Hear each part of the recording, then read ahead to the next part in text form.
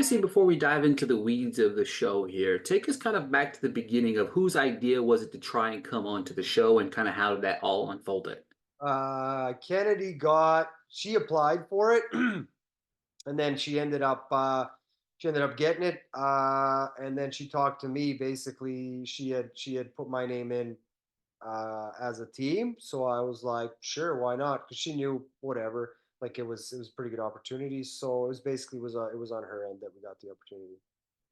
What is kind of like your strategy and conversations like leading up to heading out to the show? Uh, Basically, we didn't. I just told her, I'm like, you got to run because like you're a bodybuilder and like you don't have the cardio capacity to like really keep up to. If we get into some, we don't know who the competition is. Like I saw last season's competition, nothing really worried me except the Alaskan guys who were light and small and all that stuff, right? So surprise, surprise, some of the guys who were first were also light and small and all that.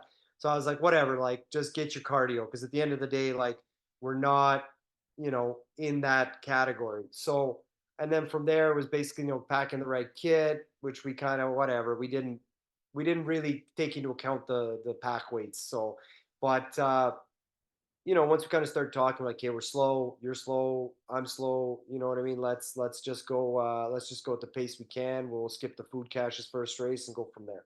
So it's basically, it wasn't anything too heavy, anything too complex. It was basically, this is what we are, these are our weaknesses, our strengths, this is how we're going to overcome them, and that's that, to the best of our ability. When you get to those like first 10 days and you're already kind of in the weeds, how did your strategy as a team compare from those first 10 days to like the last 10 days? The first 10 days were basically like, okay, like she's the survival chick and I'm like the navigation lead, blah, blah, blah, which was great. But like, it's like, as soon as you make a fuck up mistake, then it's like someone's on your ass. And it's like, well, you're not even doing any of this stuff. So it's like the last 10 days will be like, you're doing this stuff. And it's like, if you make a mistake, like now you have no one to, go after. So that's what really took a role was like, hey, everyone's doing everything now. You know what I mean? It's like, are we going left or are we going right? Well, I don't know. Well, I think it's because this. So, well, okay, cool. Then when it happens, you get a lot less friction, right? Because they're like, well, I asked you if you want to go left or right. And it's like, yeah, you're right. Okay. And then you go. So that was the whereas before, first 10 days were like, well, I would have gone left. And it's like, well, we went right because I'm in charge. So that was where the growth came in. The team basically became a team, and then it went a lot smoother. So What was that feeling kind of heading into that sixth and final race, going through you guys' mind, preparation, and all of that? I was pretty despondent. We missed the food cache on the time trial, so I was basically like gutted because I at that point I was like food or nothing. Like so, basically that was a big part of it. And then it was like, okay, we're gonna go into this and we're just gonna finish, and that's that. At the end of the day, like we don't know what's coming. I knew a mountain was coming. I didn't expect the cave. The cave ended up being better than the mountain, but that's fine. But I mean, it was good. It was good. It was a good mentality. It was just physically guttered, and it was just like, okay, like, how are we gonna pull this one off? And but we were pretty in high spirits to even be there, right? Because we're like, man, we thought we were out race 4. We ended up we weren't. Then we ended up beating Paulina and Creighton on race 5. So now we're like, we're not even in a bad position, honestly. And then once we got out of the cave and we were like, halfway, I realized that's during the race, not before. But before the race, basically, we were like, hey, man, we're contenders now. So it's like, we better start acting like it. And you saw that at the beginning, like we right away with the lead. So it was good energy going into the last race because we're like, hey, we're here, which is a big deal. So Yeah, I mean, even although you kind of you finish in third, but what was it like kind of making those final steps up that mountain, knowing you had actually completed that race? yeah, that was the biggest part of it, right? So it was a culmination of the story. There was a whole lot of stuff in these 40 days where it's basically like, we're not gonna finish. We're not that strong. We're slow. There's nothing but that for 40 days. And from my time in the military, I know that doesn't matter anything. It just matters what happens at the end, right? So getting to go through each of those levels where somebody who's super high elite drops out and you keep going, and then you get to the end and then you're there at the end, it's like, well, that means something. Yes, Tyrene, yes, who won, which is totally understandable, but it's like they were looking behind them the whole way. You know what I'm saying? Like, they're not like, at one point, once we got out of the jungle, they were on a hill, they saw us and they just took off running. You know what I mean? That's where my elevation came from, mentally, because it was like, okay, well, somebody's looking for me. Like I'm not. Yes, am I in the lead? No, but someone's looking for me. Like they look back and they're like, is there? Are they there? That is what I was super excited about because Tyree and Ethan are super high level athletes, and I know at some points in the race they were like, what in the like how? And I love that because it's like how? And it's like that's the question. I love that's what basically gave me fire the whole way through the race. And then at the end, it was just like whatever, I'm here. I'm done, tap tap, and I can at least say that, man. I went through the thing the whole way through. So Yeah, I mean, because obviously, as you see, you start with this many teams, and like you said, you see teams tap out, you see teams, you finish ahead of teams, and you're right. Like even in that final race, it wasn't just clear cut to begin with. It was a battle. You were clawing. What did it mean to you that you were able to claw through all 40 days and make it to the end?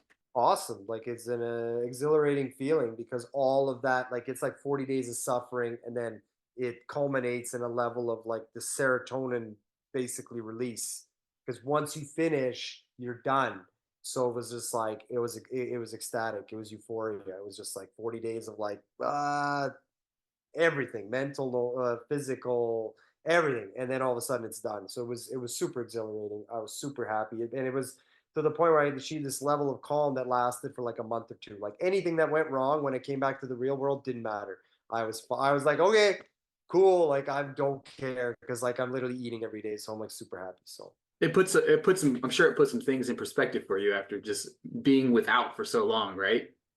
oh, exactly, exactly. It's like, what does it truly mean to be happy? Well, at one point, it was literally half a sandwich.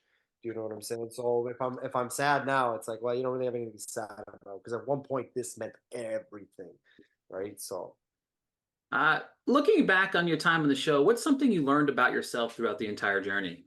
just patience. So I've achieved a level of patience which I've always strived to achieve. There was a lot of times where we could have gotten frustrated and just been, why you could have been faster, you could have done that. And I just chose not to take that route every time, which was super cool. For like 40 days, you're just like, I'm not taking that route. And which is crazy because you're like, my whole life, I take that route. Like, what the fuck? You just, now you're like, no, I'm not doing it because I got bigger things to worry about. Like, I'm not going to eat. I need to fit, do this, blah, blah, blah. So that part of it was super cool because that's it. If you can keep calm in every situation, you've won. So What advice would you give to someone thinking about trying out or and competing in Race to Survive? yeah, get on the fishing, get on the eel line, figure that out for sure. Anything with water is going to be your biggest food source. And then it's just nothing but hills. Get it to an elevation of 1,000 to 2,500 meters in between that and run that and just kill yourself, kill yourself, kill yourself, kill yourself with 10 kilograms in a bag because you will not, like, it's not, it's just there's pain. There's like pain, and then they go to 10, and then you drop back down to a 7 for a while, and then it's like a 10, and like you don't expect that it's gonna be like, oh yeah, we're gonna go, and then all of a sudden it's gonna be easier. No, just expect everything harder and harder and harder and harder because they just won't let up, especially not season three.